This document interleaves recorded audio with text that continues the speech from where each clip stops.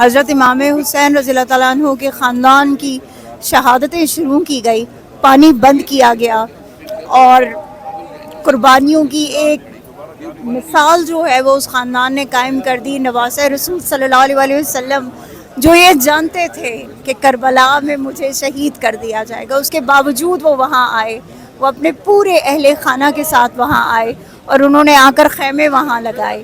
انہوں نے وہاں پر اپنے سب سے چھوٹے بیٹے حضرت علی اصغر رضی اللہ تعالیٰ عنہ کی قربانی دی، انہوں نے حضرت علی اکبر رضی اللہ تعالیٰ عنہ کی قربانی دی، حضرت عباس کی قربانی ہوئی۔ وہاں پر بیویوں کو بازاروں میں گھمایا گیا۔ بات یہ ہے، اور یہ ہمیں سکھاتا کیا ہے؟ یہ ہمیں قربانی، ایثار، استحکام، استقلال اور صبر سکھاتا ہے کہ یوم عاشور پہ انہوں نے ساری قربانیاں دے دی، لیکن انہوں نے اس شخص کے ہاتھ میں بیعت نہیں کیا کہ جو لعین تھا، جو یزید تھا، جو وہ تھا کہ جس نے دین اسلام کے خلاف جا کر بہت سارے کام کیے تھے۔ تو حضرت امام حسین یہ مثال قائم کر گئے کہ حق کی خاطر گردن تو کٹا دو، لیکن کبھی کسی یزید کے ہاتھ میں بیعت نہ کرنا۔ تو آج بھی جو دور جا رہا ہے، یقین کریں اس وقت وہ یزید تھا، آج یزید کوئی اور ہیں، اور آج بھی وہی ظلم، وہی ستم، وہی جبر، وہی بربریت پورے پاکستان میں چل رہی ہے، کشمیر میں چل رہی ہے، جی بی میں چل رہی ہے، ہر طرف چل رہی ہے۔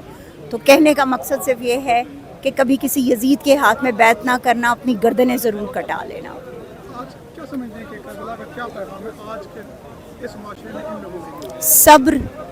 صبر، برداشت، اور پھر وہی بات نادر بھائی کہ بیعت نہیں کرنی آپ نے کسی غلط انسان کے، اس میں آپ نے حق سچ پہ کے لیے ڈٹ کر کھڑے ہونا ہے۔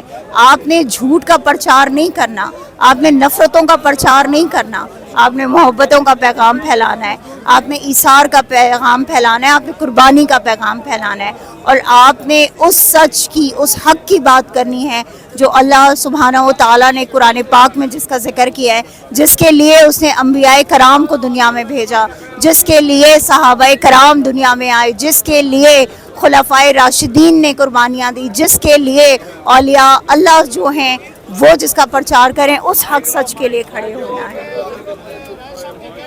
سمجھتے ہیں کہ کربلا کو مشعل راہ بنایا جائے تو وقت کے یزید بھی گر سکتا ہے؟ بالکل ایسے ہی ہے، تو نہیں گر رہے؟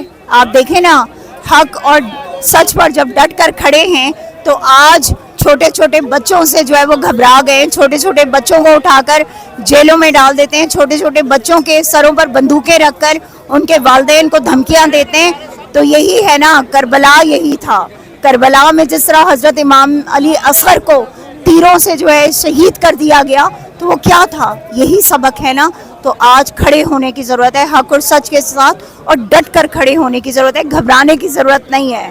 کیا سمجھتے جب ایک قوم ایران کی شکل میں کھڑی ہو تو وہ وقت کے بڑے یزید کو گرا دیا؟ ایگزیکٹلی، بالکل ایسے۔ اور یہ یاد رکھیں، یہ حسینیت کا راستہ ہے۔ حسینیت کا راستہ آسان نہیں ہے، لیکن حسینیت کا راستہ وہ روشن دریچہ ہے کہ جو انشاءاللہ تعالیٰ صرف اور صرف جنت کے دروازے اور صرف اللہ سبحانہ و تعالیٰ کی رضامندی پر جا کر ختم ہوتا ہے۔ ایرانیوں کے لیے کیا پیغام ہے؟ اہل ایران کے لیے؟ ایران ہمارے لیے اتنی قابل احترام قوم ہے، اور ہم یہ سمجھتے ہیں کہ ایران نے وہ کر دکھایا ہے کہ جو شاید پاکستان کو کرنا چاہیے تھا، لیکن پاکستان نہ کر سکا، مگر ایران نے خودداری، صبر، برداشت، استقامت اور حق پر ڈٹ جانا کیا ہوتا ہے، یہ ایرانی قوم نے ہمیں سکھایا ہے۔